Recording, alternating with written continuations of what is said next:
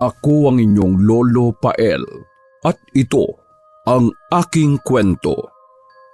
Kumpare, sa'yo na lang ang asawa ko. Ang sakit ng tiyan ko. Umaapdi na naman. Kailangan ko na naman kumain. Kapag hindi ko ito ginawa, baka kung ano pa magawa ko. Baka mas malala pa sa ginawa kong pagkain ng sanggol. Kailangan kong makalis dito sa bahay. Hindi ako pwedeng makita ng asawa ko. Hindi niya pwedeng malaman aswang ako. Si Janet na lang ang nagbibigay ng lakas sa akin para mabuhay ako eh. Kapag nawala pa siya, hindi ko na alam kung anong gagawin ko sa buhay. Wala na akong dahilan para mabuhay pa. Palingalinga sa paligid si Jim habang papalayo sa kanilang bahay. Tiniyak niyang mahimbing na ang tulog ng kanyang asawa nang lumabas siya ng silid. Tiniyak din niyang walang ibang taong makakakita sa kanya habang tumatakas. Palabas na siya ng bakuran nang biglang may humawak sa kanyang braso. Nay, bakit gising ka pa? Saan ka pupunta?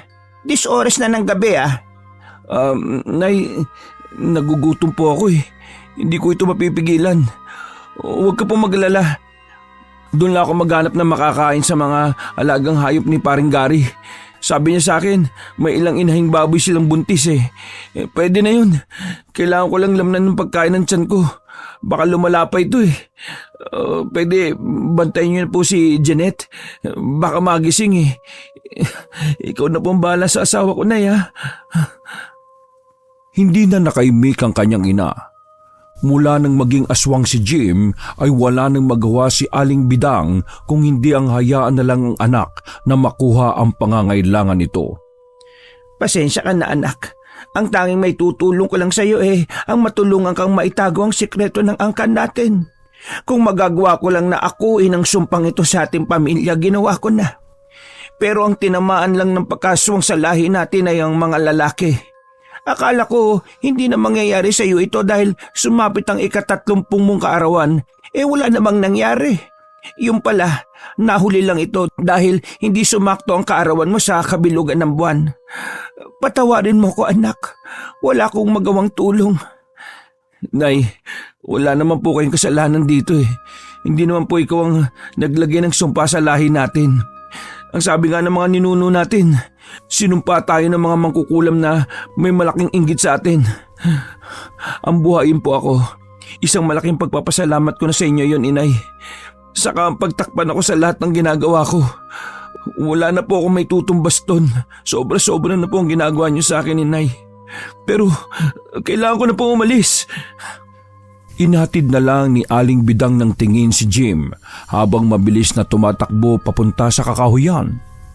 Nakatuon lang ang isip ni Jim sa kulungan ng mga baboy ng kumpare niyang si Gary.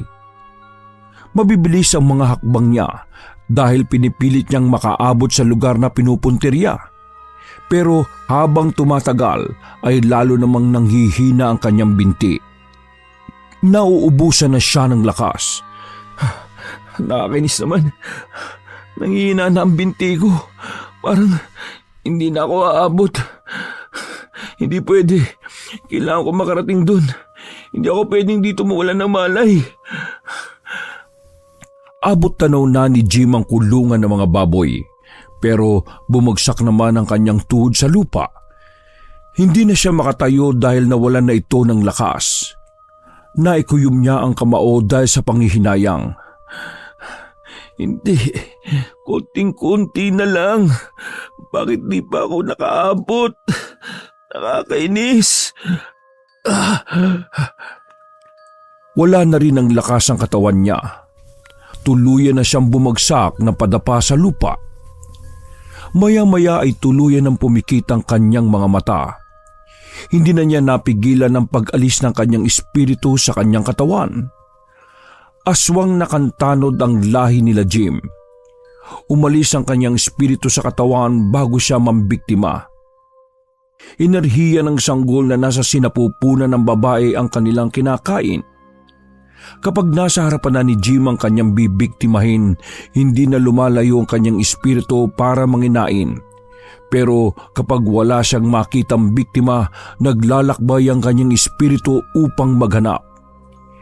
Hindi niya napipigilan ang sarili dahil natatalo siya ng malakas na enerhiya ng sanggol. Hindi na niya nakokontrol ang sarili. Ang isip niya ay nakatuon na sa paghahanap ng sanggol na kanyang nararamdaman. Para siyang na-addict sa enerhiyang yon. May nararamdaman akong buntis na malapit. Ang bango nun, nakakatakam. Lalong kumakalaman tiyan ko.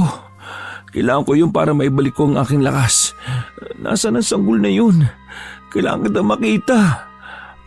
Sumabay sa hangin ang kanyang espiritu at dinala siya nito sa isang bahay. Dito ko nararamdaman ang enerhiya ng sanggol. Lalo akong natatakam. Napakasarap naman. Ang bango-bango nito. Lumusot siya sa siwang ng bintana at tuloy-tuloy na pumasok sa loob ng bahay. Sinundan niya ang enerhiya at mabangong amoy ng buntis. Nakita niya ang nakabukas na pintuan ng isang silid. Dito nagmumula yung mabangong amoy. Tama, may buntis nga. Ang sarap ng pagkain na to. Hindi ko mapigilan ang sarili ko. Malalamnan ko rin ang ganitong pagkain ng tiyan ko. Ang tagal ko rin nagtiis sa mga buntis na hayop. Pero iba talaga ang pagtao. Nilapitan niya ang buntis at inilapat doon ang dalawa niyang kamay. Nanlisik at lalong pumula ang kanyang mata. Humaba ang kanyang dila at sinimulan na niyang sipsipin ang enerhiya ng sanggol. Hindi niya pinapansin ang pag-ungol ng babae. Pabaling-baling ito sa higaan at iniinda ang kakaibang nangyayari sa katawan. Hinawakan ng buntis ang kanyang tiyan dahil nararamdaman itong sumasakit na yon. Nangiangat na ng babae ang kanyang ulo para tingnan ang nangyayari. Mabilis na humaba ang kamay ni Jim at hinawakan ang leeg ng babae para hindi ito makakilos. "Huwag kang titingin. Hindi mo magugustuhan na makikita mo," sabi niya sa babae. Alam niyang naririnig siya nito. Sa kabila ng kanyang kalagayan, may kakayahan ng mga buntis na makita at madinig ang kagaya niya. Nang marinig siya ng babae, nagsimula na itong sumigaw. Pilit niyang ginigising ang asawang katabi lamang nito sa higaan. Nagmadali naman si Jim sa pagsipsip sa sanggol na nasa sinapupunan ng babae. Bago pa magising ang lalaki ay natapos na siya sa pagkain. Nagmamadali siyang nagtago. "Oh, bakit sumisigaw ka, mahal? Anong problema? Nananaginip ka ba?" Hindi. Anong nangyari sa'yo? Bakit ka dinudugo? Ang daming dugong lumalabas sa'yo. Sandali, itatapo kita sa ospital. Dito ka lang ha, tatawag ako ng tulong. Mabilis na umalis si Jim at iniwan na ang mag-asawa. Binalikan niya ang kanyang katawan.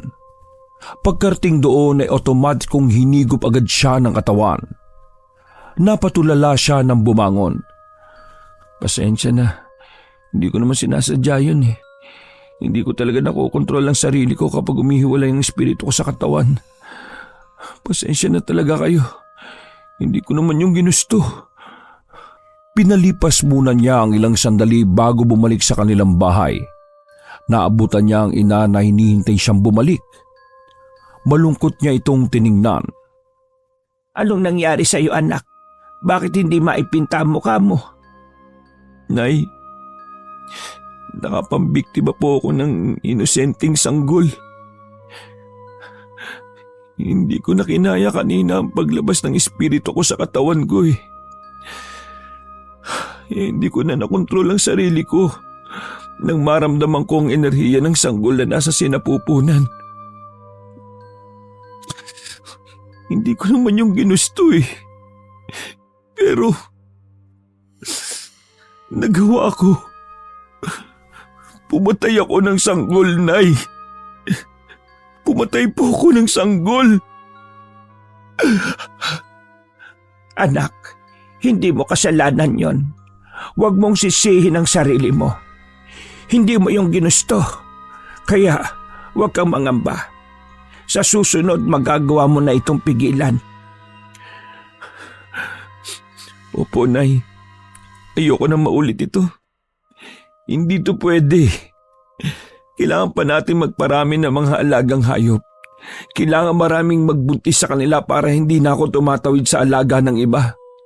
Saka, para hindi na ako naliligaw. Para hindi na ako nakakapambiktima ng inosenteng bata. Oo, anak. Gagawin natin ang lahat para maparami ang mga alagaan natin.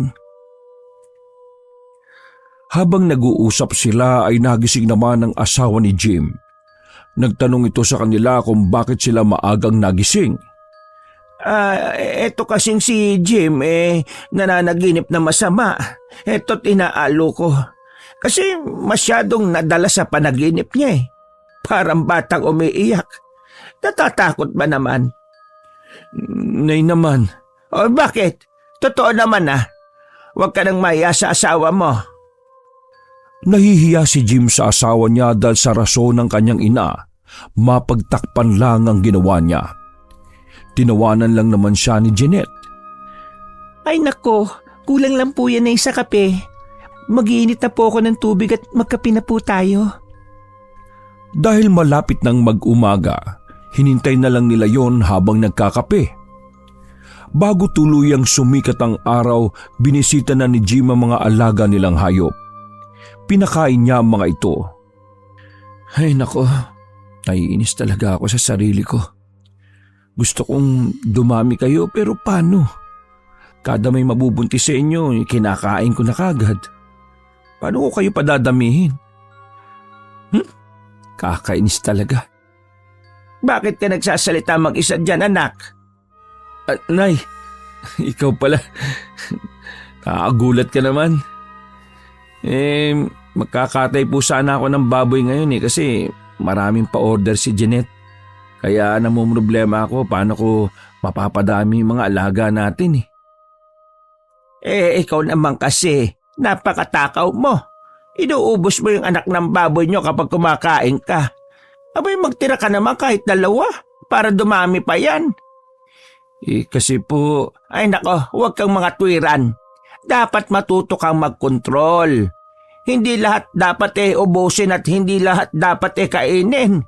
Kapag hindi mo na disiplina ang ugali mo, abay makakasanayan mo yan. Hanggang sa hindi ka na makontento at baka sapitin mo pa ang sinapit ng lolo Ibong mo, yung kapatid ng lolo mo. Ay, oo nga po pala no. Di po ba sabi nyo, pinagtulungan siya ng mga kapitbahay kasi naabutan siyang nilalapa yung mga alagang hayop nila? Oo. Hindi na kasi niya nakontrol yung pagkaaswang niya. Nalason na ang pag-iisip niya ng pananakam. Kaya ikaw, ayusin mo yung pag-iisip mo. Biglang napaisip si Jim sa sinabi ng ina. Naalala na naman niya ang ginawa niyang pambibiktima sa buntis nilang kapitbahay. Natutulala na naman siya kaya ginulat na naman siya ng ina. Sinabihan na siya nito na katayin na ang baboy para madala na sa kanilang mga suki. 12:00 na nang makatapos ang mag-asawa sa pagdadala ng mga karne ng baboy. Pauwi na sila sakay ng motor na may kolong-kolong na sidecar nang harangin sila ng kaibigan niyang si Gary. Oh, bakit ka maharang sa daan namin pre? Gusto mo bang magpasagasa? Abay, maiga ka dyan sa daan at dadaanan kita ng gulong. Hindi pre. Nabalitaan niyo na ba yung nangyari sa asawa ni Paring Hunyo? Oh, bakit? Ano bang nangyari? Ayun, itinakbo pala sa ospital nung asawa niya. Nagising daw na dinudugo Hindi raw nila malaman kung ano yung nangyari. Kanina nga, bumalik si Paring Hunyo sa bahay nila para kumuha ng ilang gamit para dalhin sa ospital. Kaya nakibalita ako. Ang sabi niya nakunan daw yung asawa niya. Nalungkot talaga ako kasi di ba 2 buwan na lang mga anak na yun. Ang sabi raw ng asawa niya, nagising siya na may nararamdamang kakaiba. Pakiramdam daw niya may sumasalbahay sa kanya May naririnig pa raw siya na nagsasalita. Mukha raw sinalakay ng maligno yung asawa ni Paring Hunyo. Ang usap-usapan tuloy ngayon, Baka anak ng maligno yung bata at kinuha lang ng totoong ama. Ay, grabe naman talaga yung mga konklusyon ng mga tao dito sa atin. Hindi ba pwedeng napagod o kaya may nagawang ikinasama ng pagbubuntis niya? Maligno talaga. Kung hindi maligno, ano? Aswang. Wala naman nababalita na aswang dito sa atin. Pero napapansin ko lang napapadala siyang mga buntis na nakukunan dito sa atin Kaya kayo ni Maring Jeanette mag-iingat kayo. Kapag nabuntis si Mare, huwag mong papagurin yan. Saka nga pala, dapat hindi mo na sinasama si Mare sa pagde-deliver ng mga karne na pa-order nyo. Paano mabubuntis yung asawa mo kung laging pagod? Ay naku pre, ikaw nga tumigil ka na. Nagdala ka lang ng chismis tapos kung saan na napupunta yung usapan.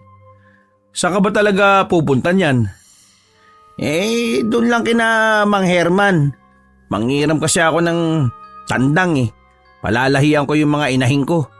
Wala kasi kwenta yung isang tandang ko Imbis asawahin yung mga inahin, abay, sinasabong ba naman? Ayun, kinawali ko nga. Uy, masarap yan Gusto mo? Aba, sabayan ng alak yan. O sige ganito, ihatid niyo muna ako kina Mang Herman. Tapos, daan tayo sa bahay. Tikman niyo yung manok ko. Kasi... Nako, si Maring Jeanette ba? Huwag mong alalahanin yan. Malakas tayo dyan. Di ba, Mare? Ha? O sige. Wala namang problema. Ihatid niyo na lang muna ako sa bahay kung magiinom kayo. Oh, di ba? Sabi ko sa iyo mabait yan Ikaw talaga pre Basta sa inuman, ang lakas mong mangkuto. Titikman lang namin yung manok hindi ako magiinom. Oo, di naman kita pipilitin Saka, di kita babawalan loko. Pagkatapos nilang pumunta kina Mang Herman, dumiretso na sila sa bahay ni Nagari. Doon na rin sila pinakain ng hapunan. Pagkatapos maghapunan ay nagpaalam naman si Jeanette na uuwi na dahil walang makakasama sa bahay nila ang biyenan. O sige, ihatid na kita sa bahay. Uy, ano ka pa pre? Ihatid mo pa napakalapit ang bahay nyo. Kahit nga nandito tayo natatanaw natin Hayaan mo na si Maring Jeanette. Kaya na niyang umuwi mag-isa Sa sobrang pagbabantay mo sa kanya hindi na makakalusot kahit inkanto Hindi na, dito ka muna. Magkwentuhan muna tayo. Lapit lang ng bahay natin Pero di tayo makapag-inuman ng ganito. Kapag naubos tong bote, hindi na tayo ulit. Mars, huwag mo nang alalahanin si Paring Jim. Ihatid ko yan mamaya sa inyo. Hindi ko to lalasingin. Wala namang kaso sa akin ng malasing siya Alam ko namang madali yung malasing. Basta alam niya lang yung uuwian. O sige, may iwan ko na kayo Oh, di ba pre? Bilib talaga ako sa iyo Nakakuha ka ng babaeng napakabait Maganda pa.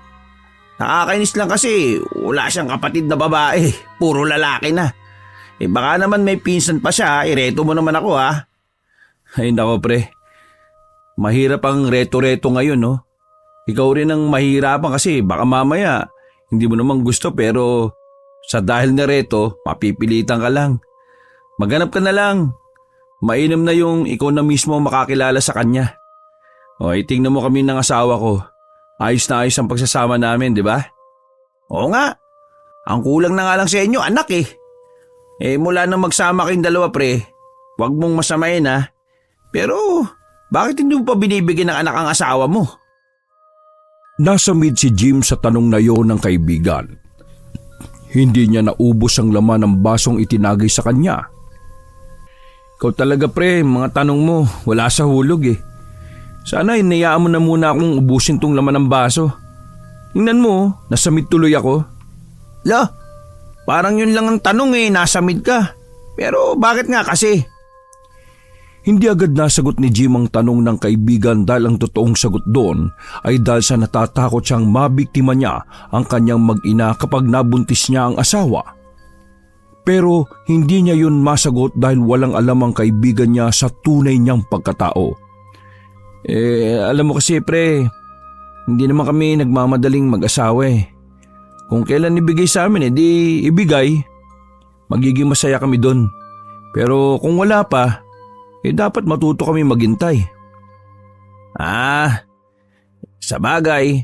Kasi mahirap talagang pilitin ng hindi uubra eh. Pero kung gusto na talaga ninyo, bakit hindi mo paalagaan sa hilot yung asawa mo? Alam mo ba yung asawa ni paring Hunyo? Alaga yun sa hilot. Tingnan mo, nabuntis. Saklap nga lang kasi nakunan. Hindi talaga patas ang mundong ito eh. Pero wag ka mag-alala, mabibigyan din kayo. Basta kapag nabuntis na ang asawa mo hindi pwedeng hindi ako ninong Oo naman, ikaw pa ba?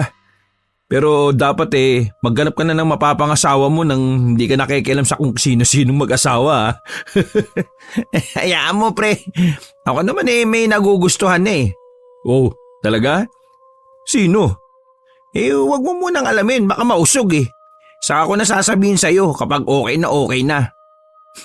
May ganun pa talaga Pero sige lang, susuportahan kita. Ganun dapat pre. Kahit anong mangyari, dapat suportahan tayo. O sige na, itagay na natin to. O sige, tagay pa. Baka may manok pa pre Ilabas mo na para mapulutan natin. Ay, oo nga. Madami pa no. Sandali, kukuha ko.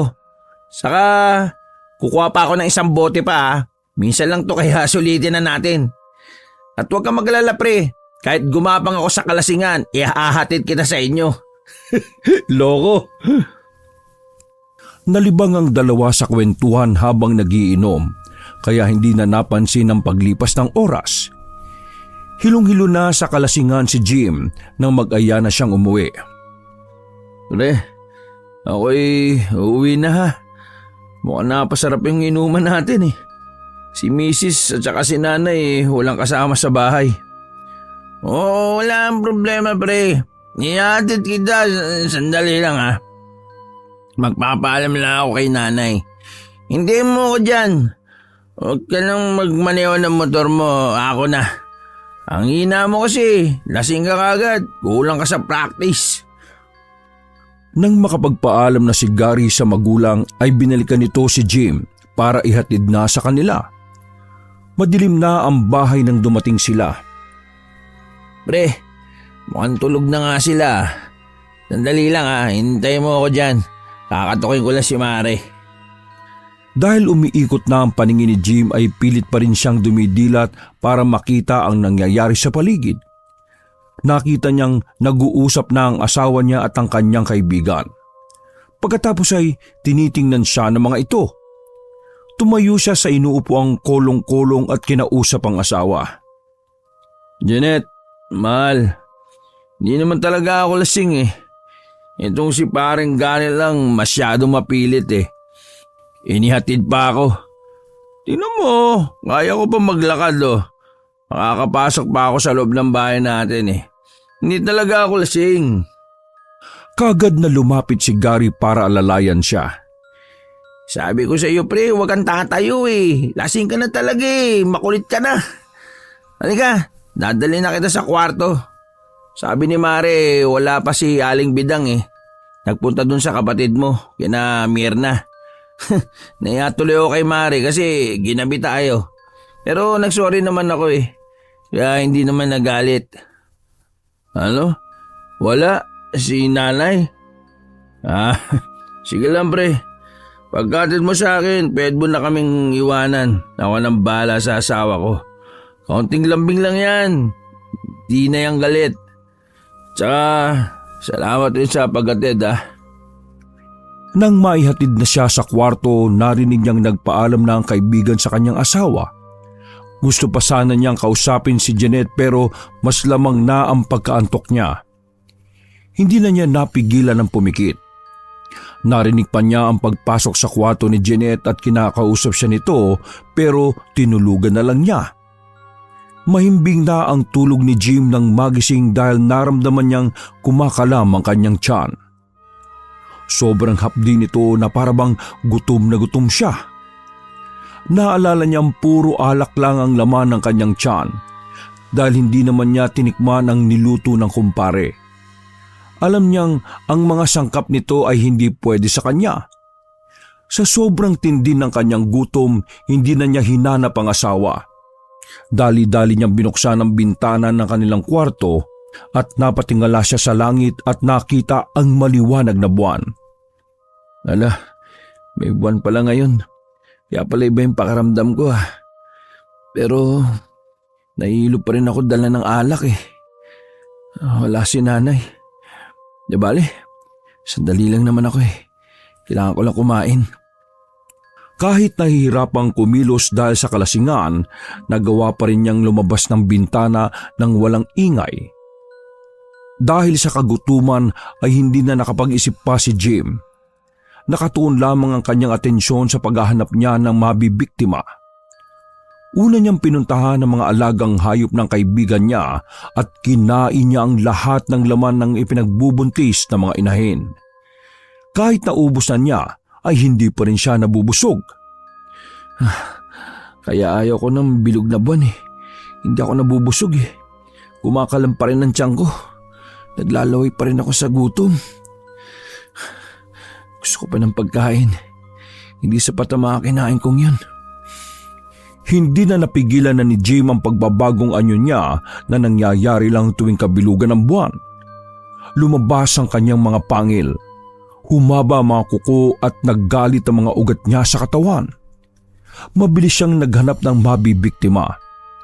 Isa-isa niyang pinuntahan ang mga bubungan ng mga bahay sa kanilang lugar.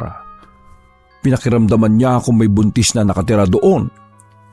Kapag nakakahanap ng biktima ay walang pagdadalawang isip niyang hinihigop ang sanggol na nasa sinapupunan ng buntis. Mas masarap talaga ang pagkain ito kaysa sa mga hayop lang. Naiibsan ang gutom ko, pati ang panginginig ng kalamnan ko. Ayan, nakakaramdam ako ng kaginhawaan. Nang makontento na siya, nagpasya na rin siyang umuwi. Dumaan siya uli sa bintana para hindi magtaka ang asawa niya. Umaasa siyang tulog pa ito. Pero laking gulat niya dahil wala ang asawa sa kanilang silid. Ha? Nasaan siya? Baka hinahanap ako ah. Teka, delikado to. Baka mamaya natutunugan na niya ang ginagawa ko. Palabas na siya ng silid nang may marinig siyang ingay sa sala. May mga gamit na nahuhulog doon. Narinig din niya ang pagsara ng pinto. Nang makalabas siya ng silid, kaagad niyang hinagilap ng tingin kung saan nanggagaling ang ingay. Nakita niya si Jeanette na pinupulot ang ilang display sa sala na nahulog sa sahig. Oh, anong nangyari? Ha? Kasi may pusang nakapasok. Nagising ka ba? Oo akala ko kung ano na. Sumilip pa si Jim sa bintana para tingnan kung talagang pusa ba ang pumasok sa kanilang bahay. Nakita niya ang kumparing si Gary na nagmamadaling naglalakad palayo. Kahit may kalayuan ito sa kanyang paningin, ay alam niyang ang kaibigan yon dahil sa tindig nito at paglalakad. Napaisip siya sa nakita. Bakit ngayon palang pauwi si paring Gary? Nakatulog ba siya? Saan? Dito ba sa bahay o sa labas? Natigilan ng kanyang pag-iisip nang bigla siyang tawagin ng asawa. Mahal, may kailangan ka ba? Kasi babalik na ako sa kwarto. Ha? Wala na. Sige, mauna ka na sa kwarto, mahal. Susunod na ako. Pumunta muna siya sa kusina para uminom ng tubig, pagkatapos ay pumasok na rin sa kwarto para matulog. Ngunit dahil sa mga nakita niya, naging palaisipan sa kanya ang lahat. Naisip niyang tuksohin ang kumpare kapag nakita sila.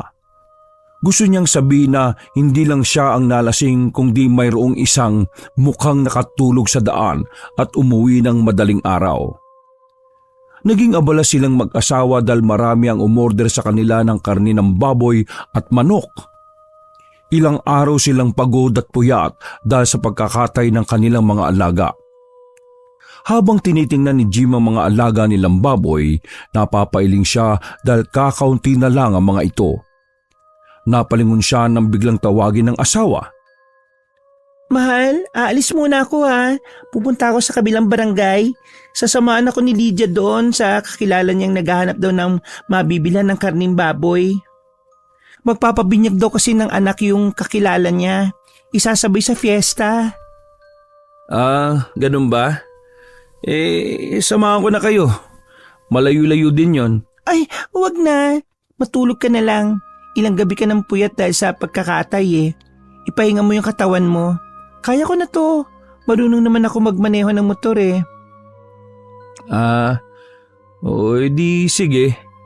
Mag-ingat kayo, mahal ha. Oo, sige. Pagkaalis ng asawa, nagpaligo na si Jim ng mga alagang baboy pagkatapos ay nagpa siya ng matulog matapos maglinis ng katawan.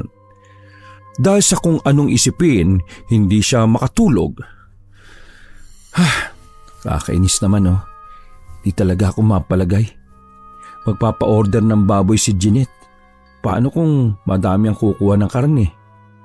Yari Kailangan kong puntahan si paring Gary para makaamot ng baboy kung sakaling kulangin kami. Sandali nga, mapuntahan ko. Kagad niyang pinuntahan ng kaibigan pero hindi niya ito naabutan sa bahay. Sinabi ng ina nito na pumunta raw sa kaibigang si Hunyo. Nagpasya si Jim na sundan ng kaibigan doon. Kahit may kalayuan ng lugar na yon sa kanila, nilakad na lang niya yon kahit kasikatan ng araw. Nasa bandang liblib na siya ng daan papunta sa lugar ni Hunyo nang maaninag niya ang motor nilang may kolong-kolong na nakakubli sa isang damuhan. Sandali nga. Kolong-kolong ba namin yun? Bakit nandito? Anong ginagawa dito ng sasakyan namin? Teka.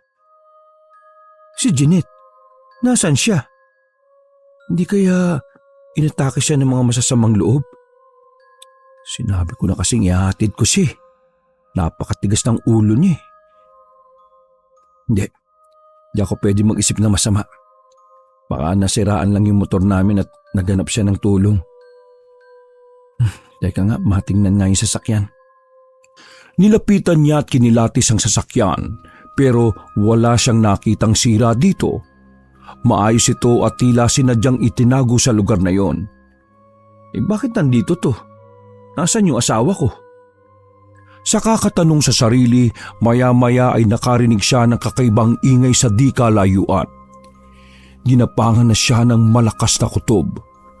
Pinagana niyang malakas na pandinig para mapakinggan kung nasaan nagbumula ang ingay na yon at kung sino-sino ang naroon. Naglalakad siya para hagilapin ang mga taong tila naghaharutan. Habang papalapit siya sa kanila, lalong lumalakas ang kanyang kutob dahil nakikilala na niya ang mga boses na yon. Si Jeanette? Si Gary? Hindi. Nagkakamali lang ako ng naririnig. Hindi kayo mga yan. Baka naiingkanto lang ako at ginagaya kayong dalawa. Pwes, hindi ako padadaig sa engkanto. Lakas ng loob nila na dayain ang pandinig ko. Unti-unting nilapitan ni Jim ang pinagkukublihan ng dalawang taong kanyang naririnig. Nagtago siya sa isang puno na nasa malapit pagkatapos ay sinipat niya ang mga naroon. Tumambad sa kanyang paningin ang asawa niya at ang kaibigang si Gary na gumagawa ng milagro sa ilalim ng puno ng tupig. Tila sinadya ng mga ito ang magkita ng palihim dahil may nakalatag pang makapal na kumot sa damuhan at nakapaligid sa mga ito ang masasarap na pagkain. Nagsimula ng pinanginigahan ng kalamnan si Jim. Pumikit siya at nagbuntong hininga. Hindi, namamalikmata lang ako. Hindi sila ito. Hindi nila ito magagawa sa akin. Habang kinukumbinsi niya ang sarili na baka dinadaya lang siya ng paningin, natatalo naman ito ng mga naririnig niyang ungol at ang linghing ng dalawa. Dahilan para balutin na sa galit si Jim at umabot na ito sa kanyang ulo. Matalim na ang kanyang paningin. Nanlilisik na sa galit ang kanyang mga mata. Nakakuyom ang kanyang kamao habang papalapit sa kanila at nakahanda na siyang manugod. Paano nyo nagawa sa akin to? Kailan nyo pa ako ginagago? Jim, pare, Huwag mo ako mapare-pare. Kailan mo pa sinusulot ang asawa ko? Ulang ya ka? Anong matatamis mong pangako sa kanya, ha? Hindi na hinintay pa ni Jim na makasagot si Gary. Sinalubong niya ng malakas na suntok ang paglapit nito sa kanya. Mabilis na tumilapon si Gary sa lupa. Sumigaw naman si Jeanette at pilit niyang pinapakalma pero binigyan rin siya ng isang malakas na sampal. Kailan niyo pa ako pinipendeho, ha? Bakit niyo ito nagawa sa akin? Pinagsusuntok ni Jim ang kaibigan. Dahil mas malakas siya dito, hindi man lang ito makaganti hanggang sa manlupaypay na lang. Gumagapang na ito sa lupa nang tigilan niya ang pambubugbog. tama na. Tigilan mo na, Jim. Baka mapatay mo siya. Parang awa mo na. Awa? Kayo nga ito mga walang awa eh. Ako pa talaga ginago nyo?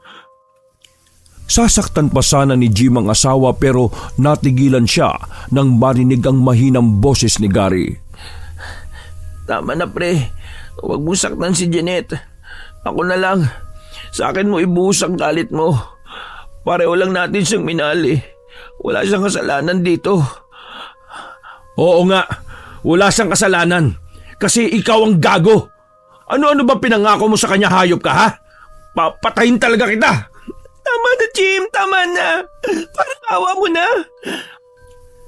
Bago pa muling masaktan ni Jim ang kaibigan ay natigilan siya nang hampasin siya ni Jeanette sa likod gamit ang malaking tuyong sanga.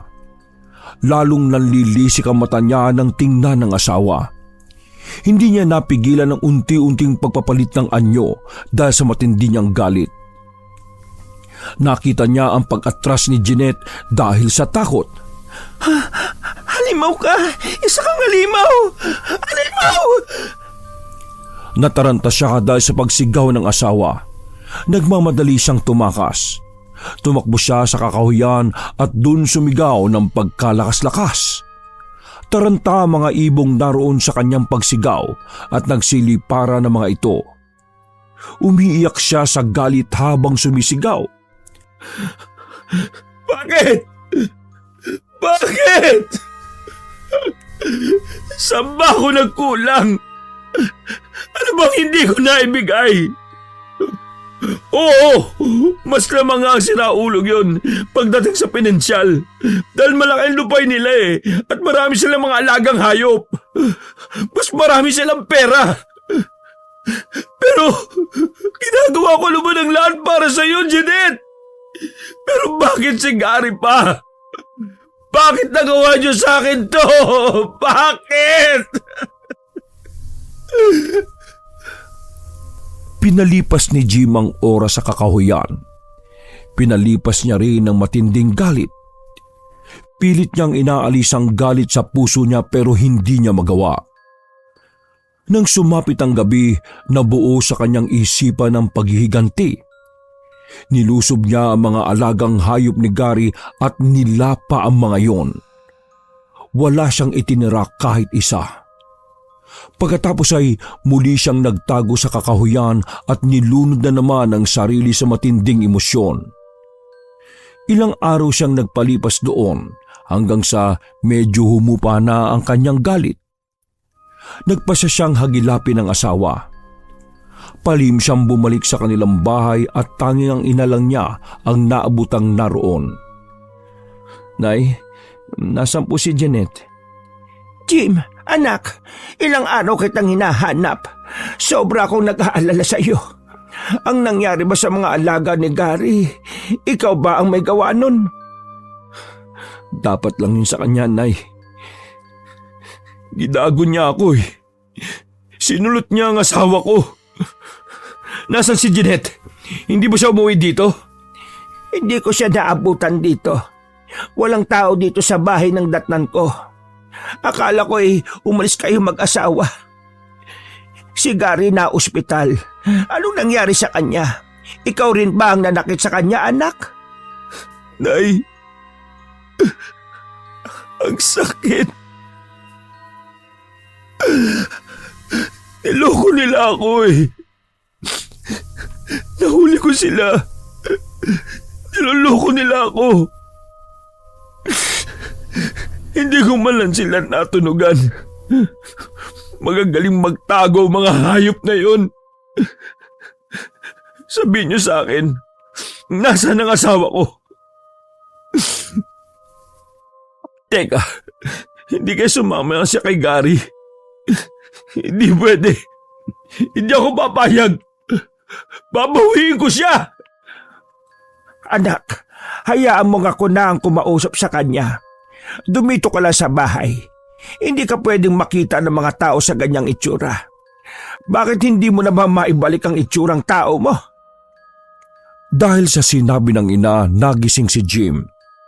Doon niya naalalang ilang araw na siyang nasa anyong aswang habang nasa kakahuyan at hindi na niya nagawang ibalik ang pagiging tao. Kumalma siya at unti-unting ibinalik ang normal na itsura. Hindi po, Nay. Ako na ang kakausap kay Gary. Anak, huwag kang gagawa ng kahit anong ikapapahamak mo, ha? Isipin mo ang sarili mo. Kapag nalaman ng mga tao ang sikreto mo, hindi sila magdadalawang isip na patayin ka. Kaya pakiusap, mag-iingat ka. Opo, Nay. Mag-iingat po ako. Pagkatapos nilang mag-usap, kaagad na umalis si Jim para puntahan si Gary. Habang naglalakad, naaninag niya sa unahan ng asawa. Ha? Si Jeanette yun ah. Pinuntahan niya talagang lalaking yun? Mas inalala niya kaysa sa akin? Bakit? Hindi siya nagsayang ng oras. Maingat niyang nilapitan ng asawa. Nang makalapit ay hinablot niya ito. Sa pilitang kinarga at dinala sa liblib para doon kausapin. Ibinaba niya ito dahil napupuno na siya ng sugat dahil sa mga kalmot nito sa kanya mula sa pagwawala. Huwag ka matakot. Kakausapin lang kita. Halimaw ka! Oo, halimaw nga ako, Jeanette. Isa akong aswang. Pero hindi yun dahilan para saktan kita. Minahal kita eh. Nang higit pa sa sarili ko. Iningatan kita. Ibinigay ko sa iyo ang lahat. Pero anong ginawa mo sa akin? Niloko mo ko. Kay Gary pa? Gaano na katagal, ha? Gaano katagal mo na akong niloloko? Hindi mo ako mabigyan ng anak, Jim. Gusto ko ng anak. Pero hindi mo maibigay sa akin. Ano? Anak? Iniisip ko na baka may diferensya ka. Nung una, gusto ko lang mabuntis. Pero nahulog na ako kay Gary. Nahulog na kami sa isa't isa. Plano naman namin sabihin pero naunahan mo lang kami.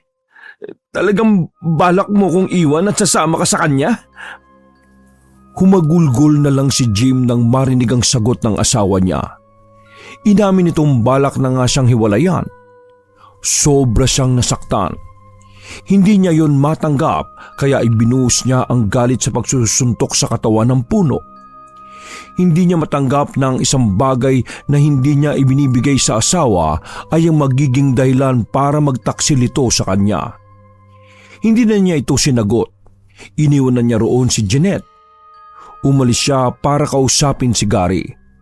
Inikot niya ang lupain ng kaibigan para hanapin ito at natagpuan niya sa pastulan ng mga baka.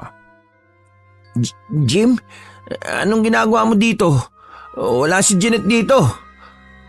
Bakit? Natatakot ka ba sa akin? Ha? Napangisi si Jim nang hindi makasagot ang kaibigan. Nakita niyang nanginginig ang binti nito habang humahakbang paatras. Oh, huwag ka mag-alala. Hindi kita sasaktan. Kakausapin lang kita. Halika, mag-usap tayo ng masinsinan ngayon.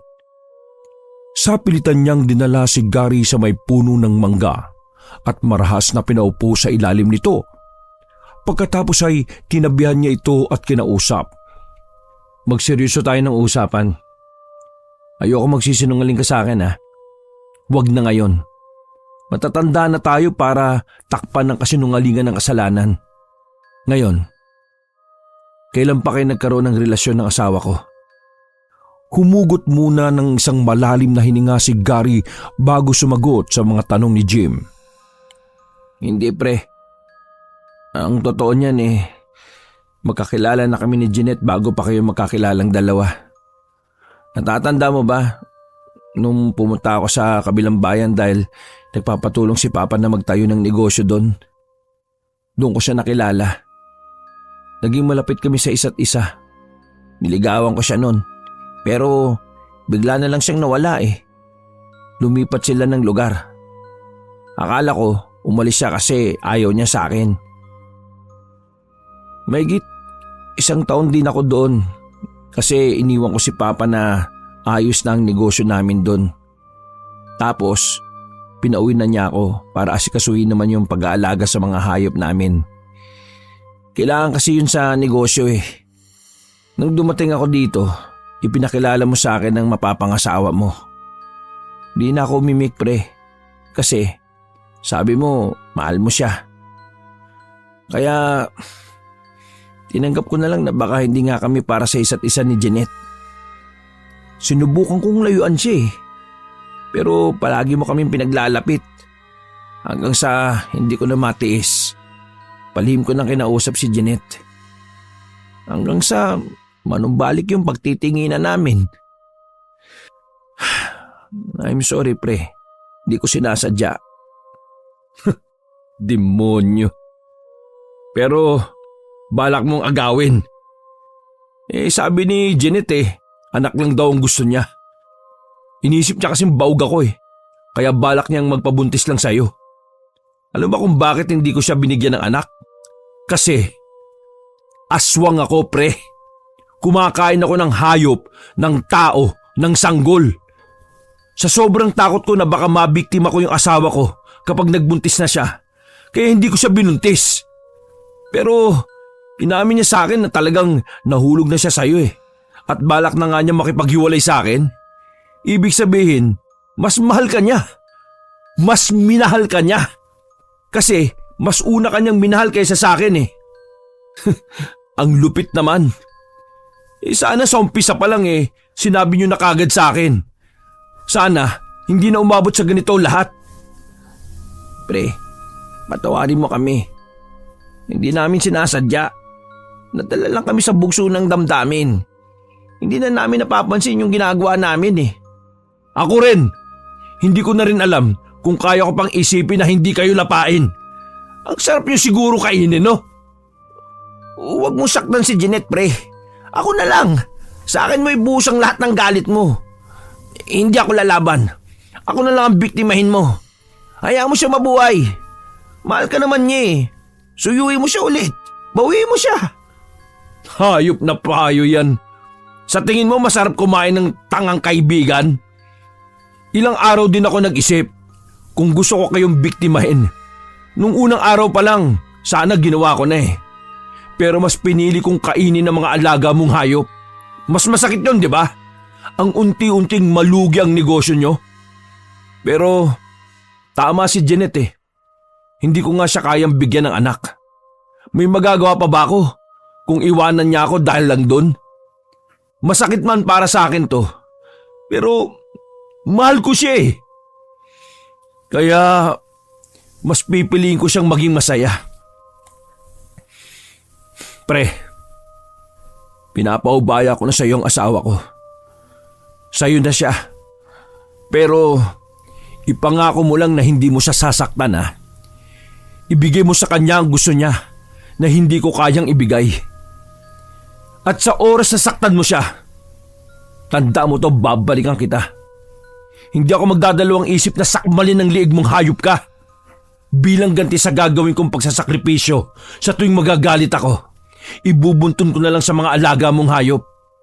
Mag-alaga ka ng marami, yung hindi ako mabibitin Dahil baka magdilim ang paningin ko sa gutom, makain ko yung magiging anak niyong dalawa. Sige na, sundan mo siya. Mukhang balak na niyang lumayo Pigilan mo, habulin mo. Aalis siya? Baka nga nakalayo na yun Kaya sige na, bilisan mo na. Ipinagtulakan na niya ang kaibigan para sundan nito ang kanyang asawa. Masakit man sa kanya ang desisyon na yon, inisip niyang yun ang tamang desisyon na nagawa niya. Hindi talaga tayo pwede, Jeanette. Ang aswang ay para sa aswang. Ang tao ay para sa tao. Mahal kita ng sobra, kaya hindi kita hinawaan ng pagiging aswang ko. Dahil alam kong mas isusumpahan mo ko kung ginawa ko yon. At mas mahihirapan ka. Ayoko mangyari yun eh.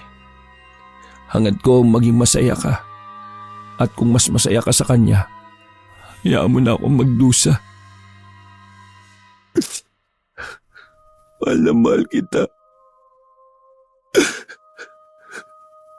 Masakit sa akin na mawala ka.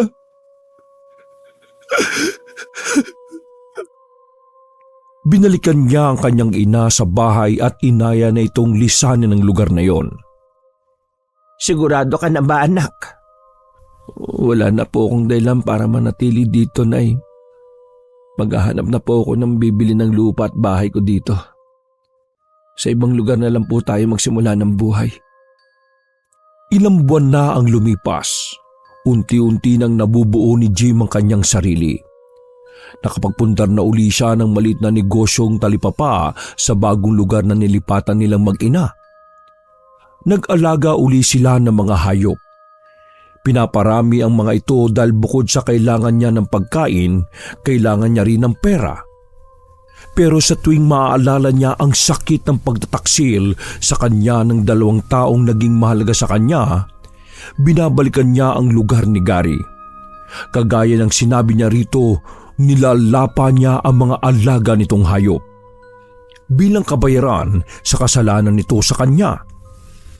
Bilog ang buwan nun. Halos magpiesta siya sa panginginain sa mga alaga ni Gary. Tuwang-tuwa siya dahil napakaraming buntis na hayop ang naroon. Halos hindi na niya mabuhat ang sarili sa kabusugan nang huminto siya manginain. Hinintay niyang sumikat ang araw. Nagtago siya sa di kalayuan. Gustong-gusto niyang makita ang reaksyon ng mukha ng dating kaibigan sa oras na makita nitong halos maubos na ang alagang hayop. Pero laking inis niya nang kabaliktaran ang nangyari sa inaasahan niya. Hindi na nabigla si Gary sa kanyang nakita.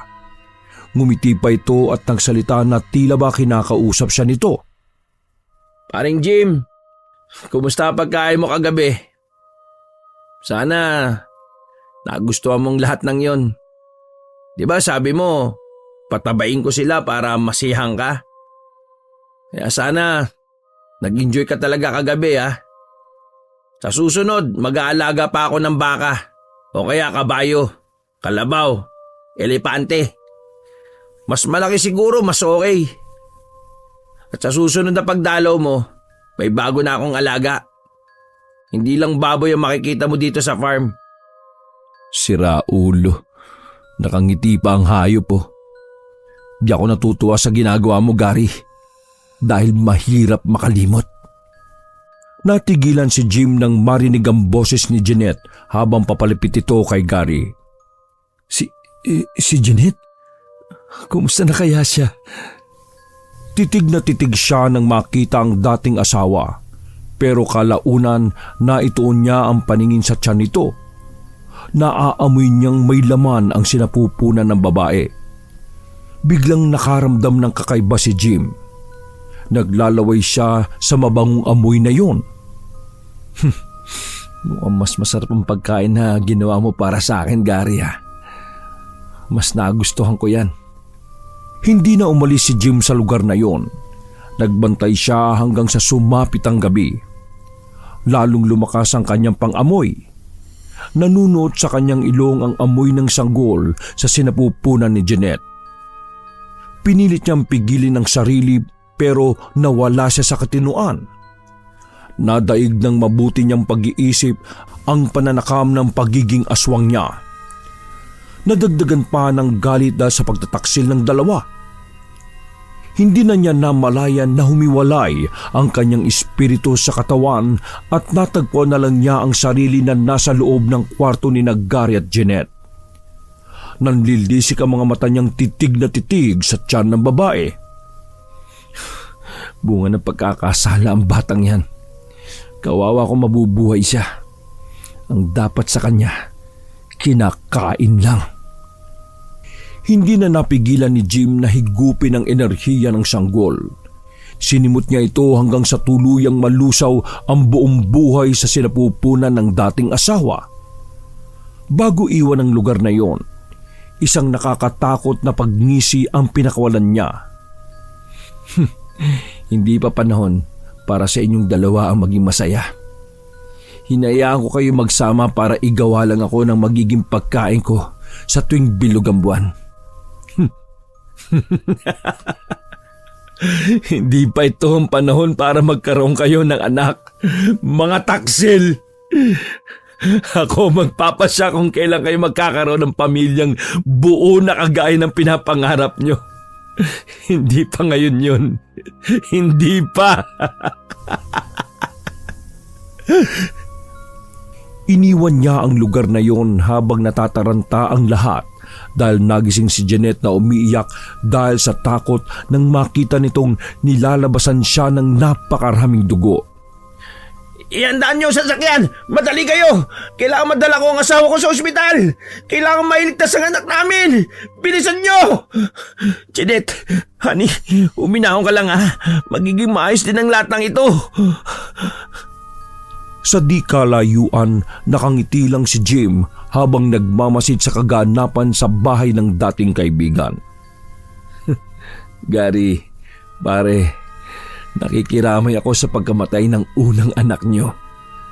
Yan ay kabayaran ng mga kataksilan niyong dalawa. Wakas!